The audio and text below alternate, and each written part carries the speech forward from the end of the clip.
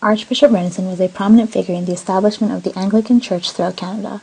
Although he served as a revered man of God to the general public, he nonetheless maintained distinctive ties within his own personal family as well. In this project, the different relationships that Archbishop Renison, namesake of Renison University College, held with his son and grandson are explored. The photograph of Archbishop Renison holding his grandson, Robert John Renison III, demonstrates the dichotomy between the old and the young, while maintaining a sense of underlying serenity regardless of age. One is first drawn to the center of the picture, the grandson. The baby, swaddled in the warm embrace of his grandfather's arms, has his eyes closed, as if savoring the last fleeting moments of peace and serenity. His peace is one that has not yet weathered the burden and suffering of the world. Its innocence and purity is as untainted as the smooth expanse of untouched snow on a white winter morning. The ethereal cloud of white robe that surrounds him is prominent in its stark brightness, and is almost so bright in its purity and hope as to blind the observer. His small unlined hands rest quietly on his chest, as if he is taking a wordless vow that is secret to outsiders.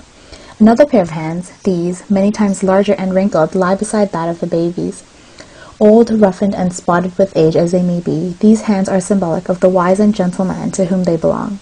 These are the hands of a man who spent the majority of his life devoted to spreading the work and love of God around Canada. A hefty metal ecclesiastical ring, trophy of Archbishop Renison's work and generous time, adorns the loose and gentle folds of skin on his fifth finger.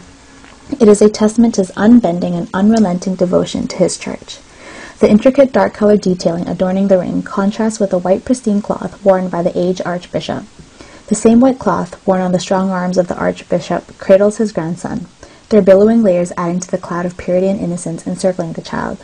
These clerical vestments are superimposed and contrasted with the melancholic black vest, symbolizing the maturity and somberness achieved only through time and experience. One may note with a bit of humor that the two figures, one old, the other young, are both of bare foreheads, with only delicate wisps of hair clinging towards their temples and posterior to their cranium. The gleaming scalps of both the archbishop and his grandson reflect the simple and universal theme of life. This inevitable stage of humanity binds both creatures of God together, despite their many years apart. Whereas the barrenness atop each head is common between the two, the tendrils of hair themselves tell their own distinctive story of the wearer's age.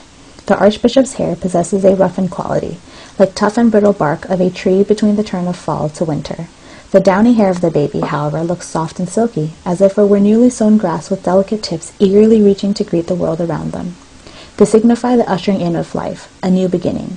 Like the fine infantile strands of hair, the youth symbolize the future, the potential, and the hope for growth.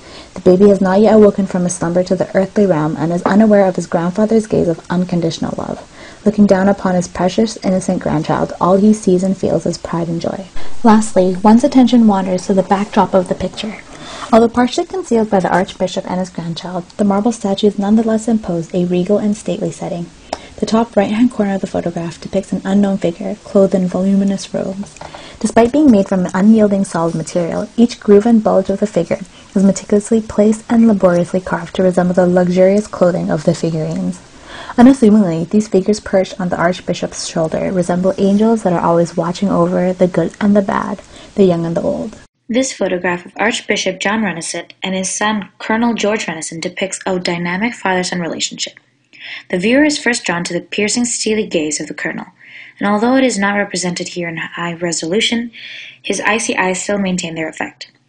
The colonel's humorless facial expression attributes an air of coldness and somberness to himself. The only expression of emotion that can be drawn from the colonel is the hand that he places behind his father. Generally, it is an act of affection. However, the touch seems somewhat distant, a reflection of his stone-like body language. It shows the character of a true military man, one that is emphasized in his frigid stance. His stiff posture suggests that he is disciplined, but one could also connect his physical posture to his likely tense, unwavering character. Not only does his neatly pressed uniform show that he takes pride in his status and the seriousness of his work, but it further suggests that he obeys order and is meticulous in character.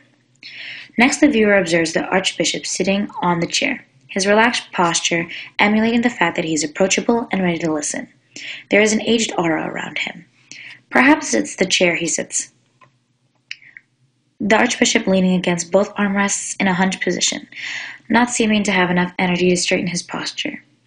His drooping eyes and balding head suggest that he has been weathered with life's challenges, but has overcome them by using the strength and wisdom that only comes with age. The large pectoral cross hanging around his neck half hidden by his clergy shirt and cassock, serves as a symbol of how close God is to his heart, and how devoted he is to the Anglican Church and his role as an archbishop. Seemingly, the symbol looks like a weight on him, something that he must carry not only in practice but also in persona. His hands are folded but appear firmly clasped together, perhaps a symbol of both gentleness and sternness. Lastly, one notices the archbishop's episcopal ring, worn on the fourth finger of the right hand.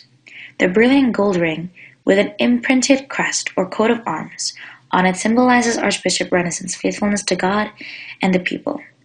Looking at both men in the photograph, there is a seriousness in their relationship to one another. The religious man and his army son, a reincarnation of the archbishop himself, once an army man with his own air of indifference.